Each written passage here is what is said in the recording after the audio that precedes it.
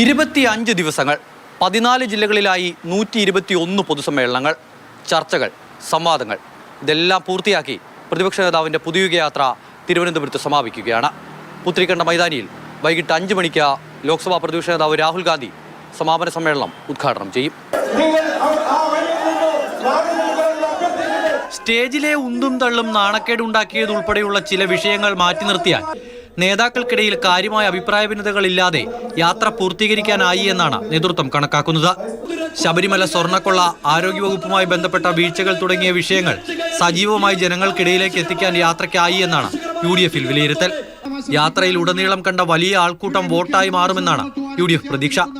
കോൺഗ്രസിലെ മുഖ്യമന്ത്രി സ്ഥാനാർത്ഥി ആര് എന്ന ചർച്ചകൾ സജീവമായിരിക്കെയാണ് പ്രതിപക്ഷ നേതാവ് VD സതീശൻ പുതുയുഗ യാത്രയും നയിച്ച് തലസ്ഥാനത്തേക്ക് എത്തുന്നത്. യാത്ര പൂർത്തിയായാൽ ഉടൻ തന്നെ അന്തിമ സ്ഥാനാർത്ഥി നിർണയ ചർച്ചകളിലേക്ക് കടക്കാനാണ് പാർട്ടി തീരുമാനം. നിയമസഭാ തെരഞ്ഞെടുപ്പിന് തൊട്ടു മുന്നോടിയായി പാർട്ടിയെ താഴെത്തട്ടിൽ ചലിപ്പിക്കാൻ പുതുയുഗ യാത്രയ്ക്കായി എന്നുള്ളതാണ് നേതൃത്വത്തിന്റെ വിലയിരുത്തൽ. വിവാദങ്ങൾ പലതും കടന്നുപോയെങ്കിലും നിയമസഭാ തെരഞ്ഞെടുപ്പിൽ യാത്ര ഗുണം ചെയ്യുമെന്നും നേതൃത്വം കണക്കുകൂട്ടുന്നു. അമൽത്തേനപ്പറമ്പിൽ, മാതൃഭൂമി ന്യൂസ്, തിരുവനന്തപുരം.